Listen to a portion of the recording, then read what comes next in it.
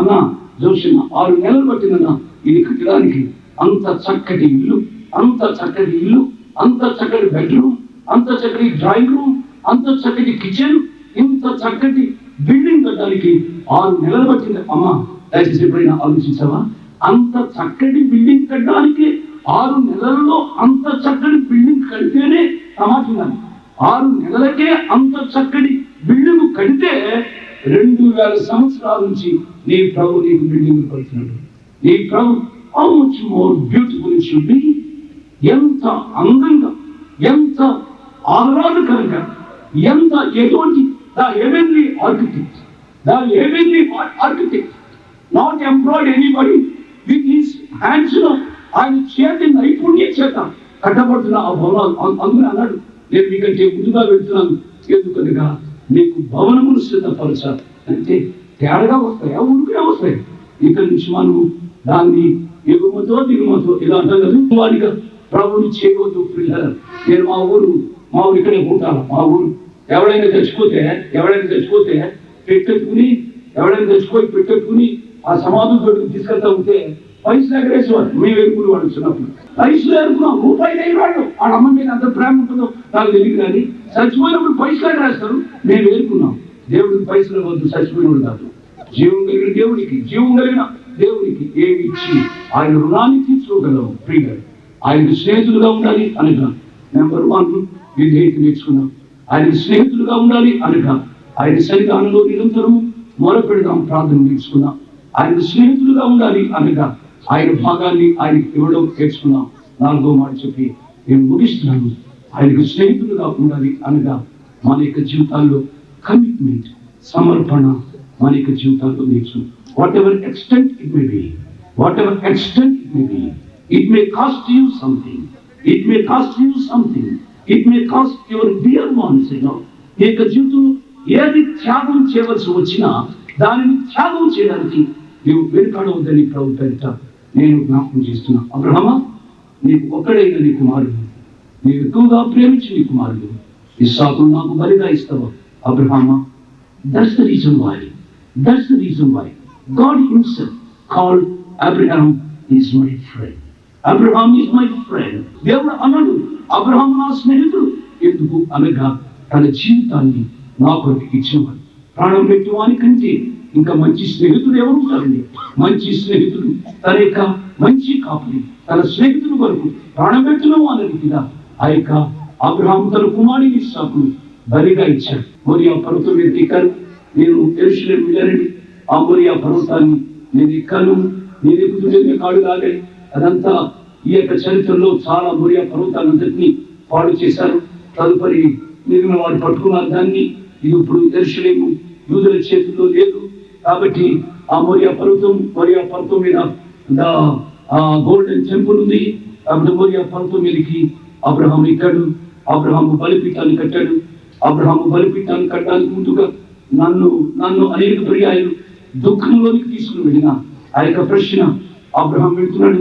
ప్రక్క తన సొంత కుమారుడు కాని లేక పుట్టిన కుమారుడు ఇద్దరు కలిసి వెళ్తున్నారు. అబ్రహాం యొక్క ఆలోచనలన్నీ ఎలాగో బరివెక్కి ఉండి ఉంటాయి. శారాకు చెప్పడలేదు, బైబిల్లో వ్రాయబడలేదు. శారాకు ఏం చెప్పాలో తెలియలేదు. వెళ్తున్నాడు. అబ్రహాం అంతా ఆలోచిస్తూ వెళ్తున్నాడు.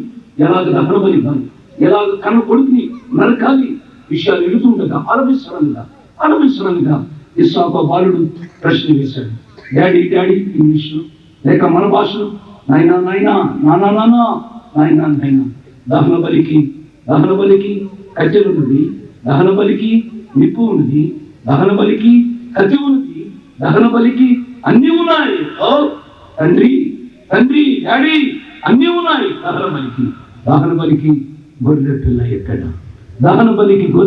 ఎక్కడ? నేను అనుకుంటాను, అమ్మ అబ్రహాం యొక్క హృదయం పిండినట్లుగా అవుతుంది.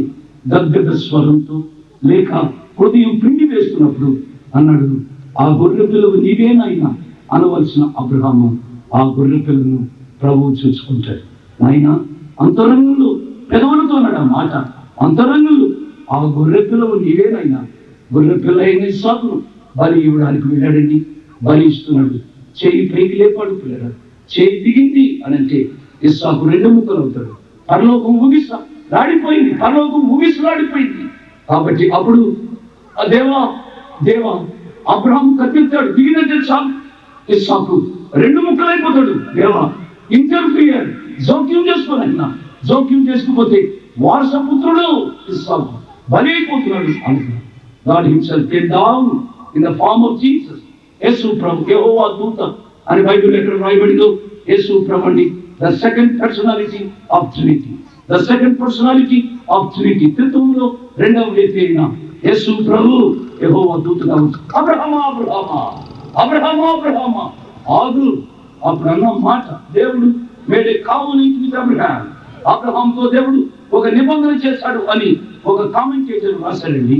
ఏమిటి అనగా, అబ్రహామా, ఆ మాట వినమ్మా, అబ్రహామా నీ కుమారుణ్ణి బలి ఇవ్వవద్దు, అబ్రహామా నీ కుమారుడిని బలి ఇవ్వవద్దు, నా కుమారుణ్ణి ఇన్స్టెడ్ ఆఫ్ యువర్ కుమారుడు నా కుమారుణ్ణి బలి ఇస్తాను.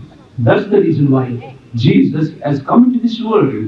ఈ లోకంలోనికి యేసు ప్రభు ఇస్సాకుకు బదులుగా యేసు ప్రభు ఆ యొక్క వాగ్దానాన్ని నెరవేర్చడానికి వాగ్దాన పురుషుడుగా యేసు ప్రభు ఈ లోకానికి వెరీ ఫస్ట్ మిషనరీ, మొట్టమొదటి మిషనరీగా ఈ లోకంలోనికి వచ్చినట్టుగా మనం చూస్తూ ఉన్నాం.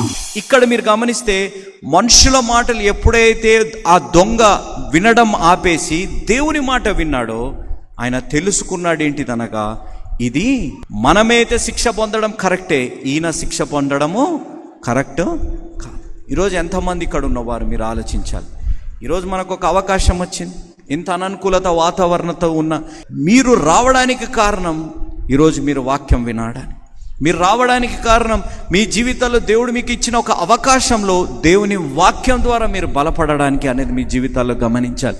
ఈరోజు చర్చ్ కాబట్టి రాకపోతే పాస్టర్ గారు ఏమనుకుంటారు, కమిటీ ఏమనుకుంటారు, అదంతా ఒక వైపు అయితే, మిమ్మల్ని దేవుడు నడిపించారు, దేవుడు ఒక అవకాశం ఇచ్చారు. క్రీస్తు దగ్గరికి రావడం ఒక అవకాశం, ఒక ఆపర్చునిటీ మీ జీవితాల్లో కలిగింది. మీరు అనుకుంటే లైవ్ చూడొచ్చు, ఏదైనా చేయొచ్చు, కానీ ఒక ఆపర్చునిటీ దేవుడు ఇచ్చారు. ఏంటంటే మనుషుల మాటలు వింటాం మానేసి ఏం వినాలి, దేవుని మాటలు.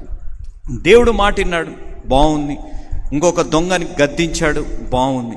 ఇప్పుడు ఏమి చేయాలంటే ఆయన దగ్గర సమయం లేదు. ఆయన దగ్గర ఏం లేదు, సమయం లేదు. ఆయన ఏం చేయాలి? ఈయన క్రీస్తు అని తెలుసు. ఇప్పుడు ఈయన తండ్రి వీరు ఏమి చేయుచున్నారు వీరికి తెలియదు కనుక వీరిని క్షమించండి అనే మాట అన్నాడు, బాగానే ఉంది. కానీ నేనెవరు? ఇప్పుడు నేను ఏ చర్చ్కి వెళ్ళాలి, నేనే బైబిల్ చూడాలి, నేనే థియాలజీ చూడాలి, లేకపోతే నేను ఏ డాక్టరీని ఫాలో కావాలి, లేకపోతే నేను ఏ పాస్టర్ దగ్గరికి వెళ్ళాలి? అవకాశం ఉందా? లేదు.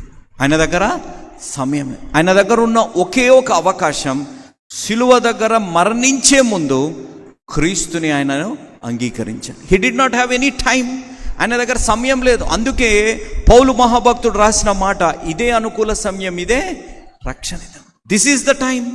ఒక మాట ఉంది, ఒక ప్రావర్బ్ ఏముంది అంటే, today's newspaper is tomorrow's waste paper. Today's newspaper is tomorrow's waste paper. కాబట్టి ఈరోజు ఈ సమయంలో దేవుడు మనకు ఒక అవకాశం ఇచ్చినప్పుడు, ఆ అవకాశంలో దేవుడి దగ్గరికి మనం వస్తున్నామా అనేది ఆలోచించాలి.